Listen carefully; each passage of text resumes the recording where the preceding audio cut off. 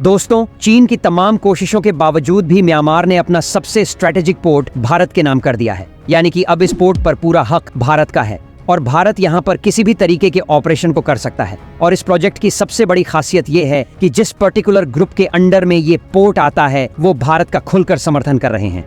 लेकिन चीन के केस में ऐसा नहीं है। चीन ने तमाम इंफ्रास्ट्रक्चर, प्रोजेक्ट, एयर बेस और पोर्ट का डेवलपमेंट म्यांमार में किया है, लेकिन अभी तक चीन को उस तरीके का सपोर्ट नहीं मिला है जितना भारत को सपोर्ट किया जा रहा है।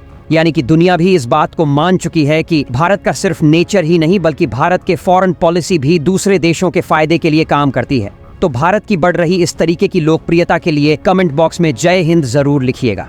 दोस्तों, यदि आप मैप के अनुसार देखें तो भारत बे ऑफ बंगाल के रास्ते म्यांमार तक अपनी कनेक्टिविटी बना रहा है।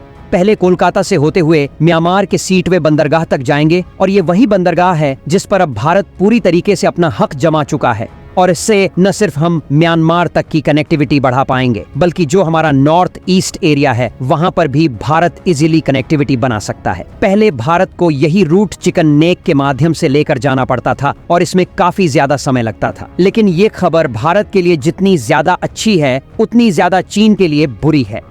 असल में कुछ दिनों पहले ही वीडियो में हमने आपको बताया था कि चीन ने किस तरीके से भारत के अंडमान से सिर्फ 300 किलोमीटर की दूरी के आइलैंड पर एक मिलिट्री बेस बना करके तैयार कर लिया है। लेकिन म्यांमार के ही आइलैंड पर चीन के इस कब्जे के बाद भारत ने इस डील को जल्द से जल्द फाइनलाइज करने की कोशिश की ताकि हम म्यांमार के इस बड़े पोर्ट पर अपना हक जमा सके। और अब भारत इस पोर्ट के माध्यम से तमाम तरीके के ट्रेड, बिजनेस, इंपोर्ट और एक्सपोर्ट कर सकता है और सीधे सीधे जो हमारा नॉर्थ ईस्ट एरिया या फिर कहें अरुणाचल प्रदेश तक हमारी मिलिट्री सप्लाई भी हम आसानी से इसी रूट के माध्यम से पहुंचा सकते हैं। तो वाकई चीन के लिए ये तो एक बड़ी टेंशन की बात हो चुकी है। साथ ही आपको बता दें कि म्यांमार पोर्ट भारत के नाम तो अब हुआ है, लेकिन भारत ने पिछले साल से यहाँ पर अपने ऑपरेशन कंडर करने शुरू कर दिए थे और तमाम तरीके के ट्रेड एंड बिजनेस भारत ने इस रूट से करने ऑलरेडी पहले ही शुरू कर दिए हैं। साथ ही पर्टिकुलर लोकेशन पर रहने वाली अर्गन आर्मी ने भारत को खुलकर सपोर्ट किया। साथ ही उन्होंने कहा कि हम भारत के साथ सभी तरीके के बिजनेस करने में बहुत ज्यादा इंटरेस्टेड हैं। भारत की विदेश नीति के तहत वो ये मान चुके हैं कि भारत इस समय बहुत ही ज्यादा रिस्पॉन्सिबल कंट्री है और आगे चल के म्यांमार की मदद हर तरीके से करने वाला है।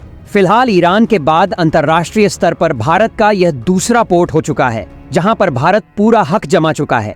इस खबर पर आपका क्या कहना है हमें कमेंट्स में जरूर बताइए। इस वीडियो को लाइक और चैनल को सब्सक्राइब जरूर कीजिएगा। मिलेंगे हम आपको एक नई और इंटरेस्टिंग वीडियो में, तब तक के लिए भारत माता की जय।